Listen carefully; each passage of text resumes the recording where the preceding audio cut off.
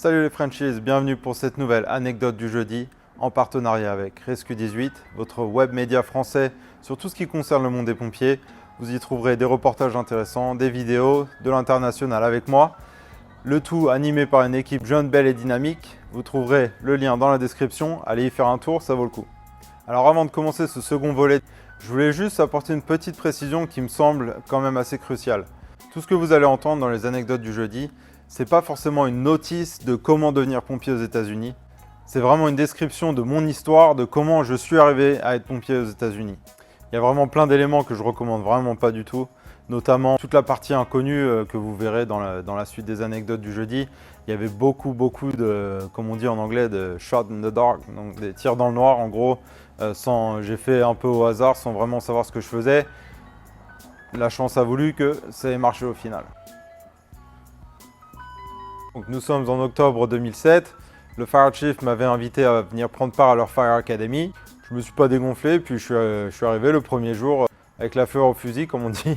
Et donc pour être considéré apte à devenir pompier bénévole au Texas, il faut remplir les conditions du SFFMA. Eux c'est leur prérequis, donc ils ont tant d'heures que chaque pompier en fait doit donner pour pouvoir obtenir le statut de pompier bénévole. Bien entendu, tout est en anglais. Donc pour obtenir le nombre d'heures prérequises, cette Fire Academy avait lieu tous les mardis soirs et chaque samedi pendant 3 mois.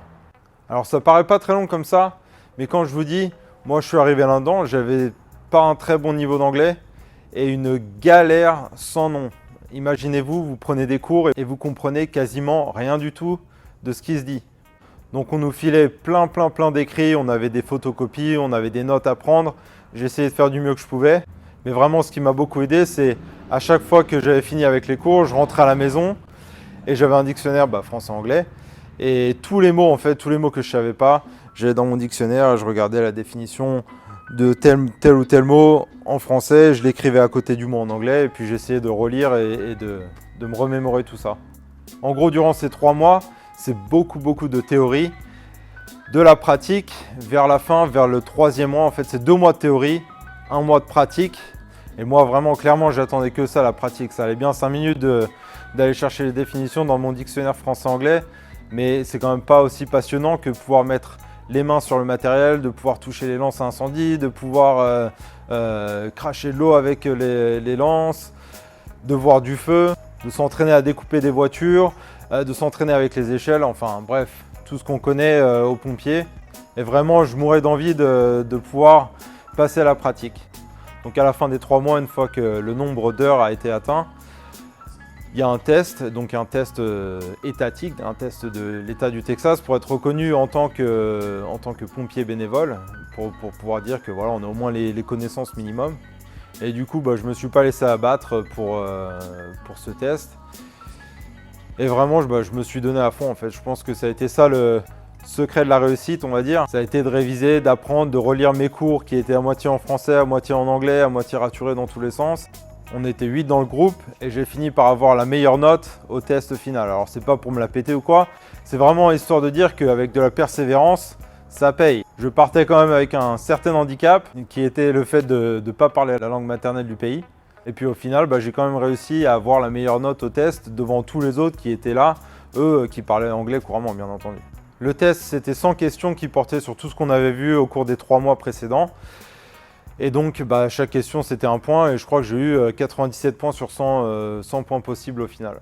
Donc voilà, pour arrêter de me jeter des fleurs, à la fin après le test, il y a encore une étape qui est le vote par les membres du conseil d'administration, donc pour que je puisse faire partie du Cloverleaf Volunteer Fire Department, il fallait que je sois voté et il fallait que les membres du conseil d'administration donnent leur accord en quelque sorte. Je ne sais pas vraiment ce qui s'y est dit dans ce conseil d'administration parce que c'est à huis clos, mais j'imagine qu'ils ont dit oui parce qu'on m'a rappelé dans la pièce quelques minutes plus tard et on m'a signifié que j'étais accepté au sein du Cloverleaf Volunteer Fire Department. Donc voilà, début de l'aventure. J'ai 19 ans, pompier bénévole aux États-Unis, donc pas payé. Mon anglais est un peu mieux à ce moment-là, mais c'est quand même pas Shakespeare. Et ce que je ne savais pas encore à cette époque-là, c'est que j'ai passé 4 ou 5 années de vraiment de folie, énormément de fun, énormément d'apprentissage aussi, parce que j'ai eu la chance d'être entouré de pompiers professionnels de la ville de Houston. Et si vous faites un peu de recherche, Houston c'est quand même très sollicité comme fire department. Ici c'est du 500 ou 600 000 départs à l'année, les mecs qui font des feux de malades. Et j'ai eu la chance d'avoir ces gens-là comme mentor, comme entraîneur, comme exemple à suivre aussi. Et donc ça m'a permis d'apprendre énormément de choses.